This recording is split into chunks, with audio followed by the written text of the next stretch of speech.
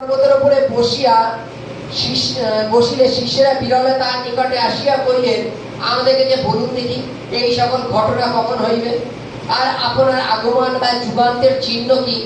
যিশু উত্তর করিয়া তাহাদিগকে কইলেন, দেখিও কেউ যেন তোমাদিগকে না ভুলায়, কেননা অনেকে আমার নাম ধরিয়া আসিবে, বলিবে আমি সেই খ্রিস্ট, আর অনেক লোককে ভুলাইবে। আর তোমরা যুদ্ধের কথা ও যুদ্ধের জনরাব শুনিবে, দেখিও ব্যাকুল হইও না, কেননা এ সকল অবশ্যই ঘটিবে, কিন্তু তখনও শেষ নয়।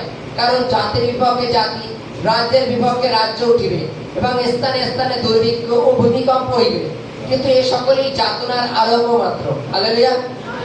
এই সকলে সময়ে লোকেরা ক্লেশ দিবার জন্য তোমাদিগকে সমর্পণ করিবে ও তোমাদিগকে বধ করিবে, আর আমার নাম প্রযুক্ত সমুদায় জাতি তোমাদিগকে দেশ করিবে। আর তৎকালে অনেকে বিঘ্ন পাইবে, একজন অন্যকে সমর্পণ করিবে, একজন অন্যকে দেশ করিবে, আর অনেক ভক্ত ভাববাদী উঠিয়া অনেককে ভুলাইবে। আর অধর্মের বৃদ্ধি হওয়াতে অধিকাংশ লোকের প্রেম শীতল হইয়া যাইবে, কিন্তু যে কেউ শেষ পর্যন্ত স্থির থাকিবে সে পরিত্রাণ পাইবে। হালেলুয়া। আর সর্বজাতির কাছে সাক্ষ্য দিবার নিমিত্তে রাজ্যের এই সুসমাচার সমুদায় জগতে প্রচার করা যাইবে, আর তখনই শেষ উপস্থিত হইবে। হালেলুয়া। তার শেষ উপস্থিতিতে তার যে দ্বিতীয় আগমন, পৃথিবীর শেষ, এবং তার যে দ্বিতীয় আগমন, সেই বিষয় এখানে তুলে ধরেছে। বলছে তোমরা যুদ্ধে জনরাব শুনিবে, কিন্তু ব্যাকুল হইও না, এটা কনফার্ম হবে। কারণ যীশু খ্রিস্ট বলছেন, আকাশ পৃথিবী লুপ্ত হয়ে যাবে, কিন্তু আমার বাক্য এক বিন্দু লুপ্ত হবে না। তিনি লিখেছিলেন যে যুদ্ধ হবে, যুদ্ধের জনরাবে ব্যাকুল হইও না তোমরা, এগুলো অবশ্যই ঘটিবে, কিন্তু তোমরা ব্যাকুল উত্তেজিত হইও না। যুদ্ধ হয়েছে। বাইবেলে বলছে তোমরা ব্যাকুল হইও না, বলছে বিভিন্ন স্থানে দুর্ভিক্ষ মহামারী এটা হবে তার আগমনের পূর্বে। কেননা বিরলে একটা নির্জন জায়গায় শিষ্যরা প্রভুকে জিজ্ঞাসা করছে, প্রভু আপনি যে দ্বিতীয়বার আগমন করবে তার একটা কয়েকটা সিমটম বলুন। আমরা বর্ষাকালে সিমটমটা বুঝি তো নাকি? পিঁপড়ে ডিম নিয়ে উপরে চলে যাওয়া, যে কোনো দিকে মেঘ হলে বৃষ্টি হয় না, তার নির্দিষ্ট দিক আছে, ওইদিকে মেঘ হলে বৃষ্টি হয়, আমরা বুঝি তো সিমটম। যদি সেই সিমটমটা বুঝি, বাইবেলে যীশু খ্রিস্ট বলছে আমার আগমনের কিছু সিমটম আমি তোমাদের বলি। যুদ্ধের জনরাব শুনিবে, তারপরে লেখা আছে জাতির বিরুদ্ধে জাতি, রাজ্যের বিরুদ্ধে রাজ্য উঠিবে। হালেলুয়া। আমরা জানি তো বর্তমান সময় আমাদের রাজ্য বা দেশের সমস্ত অবস্থা সম্বন্ধে আমরা অবগত আছি, যে সমস্ত জাতি ধর্ম বর্ণের মধ্যে একটা লড়াই চলছে, তাই তো?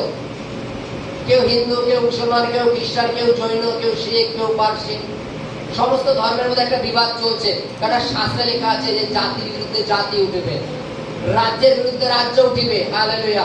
এটা পূর্ণ। পরে কি বলছে যে অনেকে আমার নাম ধরে আসবে, বলবে আমরাই খ্রিস্ট, আমি সেই খ্রিস্ট। বলছে তোমরা সেই দিকে যেও না, অনেকে এসে তোমাদের ভুলাবে।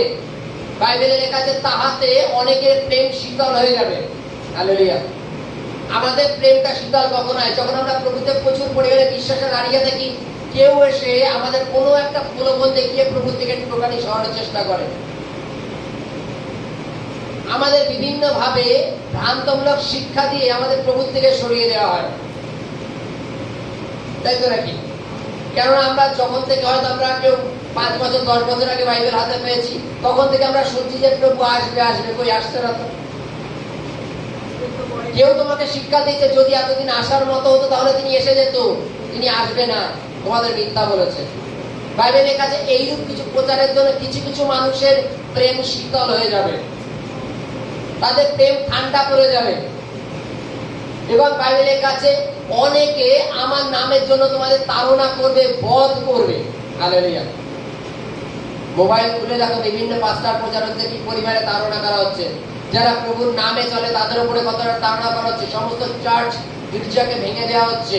কেন? শাস্ত্রের বাক্য পূর্ণ হওয়ার জন্য। আমার নামের জন্য তোমরা তাড়িত হবে, নিন্দিত হবে, তোমাদের টর্চার করা হবে। বাইবেলের কাছে কাউকে কাউকে মেরেও ফেলা হবে। কেন? শাস্ত্রের বাক্য পূর্ণ। এবং বলছে সমস্ত কিছুর মধ্যে যে কেউ ধৈর্যে দাঁড়িয়ে থাকবে, যে কেউ বিশ্বাসে দাঁড়িয়ে থাকবে, সে পরিত্রাণ পাইবে। হালেলুয়া। যে কেউ বিশ্বাসে দাঁড়িয়ে থাকবে সে পরিত্রাণ পাইবে। যে কেউ, আমরা কিসে দাঁড়িয়ে থাকার কথা বলছে বাইবেলে? যে আমাদের সামনে ঝড়, তুফান, লড়াই, জাগতিক লড়াই, পারিবারিক লড়াই, সমস্ত সমস্যা আসবে। সেই সমস্যার মধ্যে থেকে যে কেউ বিশ্বাসে দাঁড়িয়ে থাকবে সে পরিত্রাণ পাইবে। হালেলুয়া। দাঁড়িয়ে থাকতে গেলে যেমন উদাহরণস্বরূপ বলি যে জগৎ সংসারে আমরা কিছু কিছু লোক বলে থাকি যে আর কত সহ্য করবো, বেশি তো আর সহ্য করতে পারছিলাম না, ওর জন্য গালাগালি আমিও দিয়ে ফেলেছি, তাই তো নাকি? তাহলে বাইবেলে কেন বলছে যে কেউ স্থির থাকিবে সে পরিত্রাণ পাইবে? তোমাকে মুখ খারাপ করতে বলেছে, তোমাকে মন্দ কাজ করতে বলেছে, তোমাকে মারামারি করতে বলেছে, তোমাকে গন্ডল করতে বলেছে না, বলে যে কেউ স্থির থাকিবে সে পরিত্রাণ পাইবে। প্রভু তোমার পরিত্রাণের জন্য ভেবে রেখেছেন, তুমি শুধু বিশ্বাসে দাঁড়িয়ে থাকো।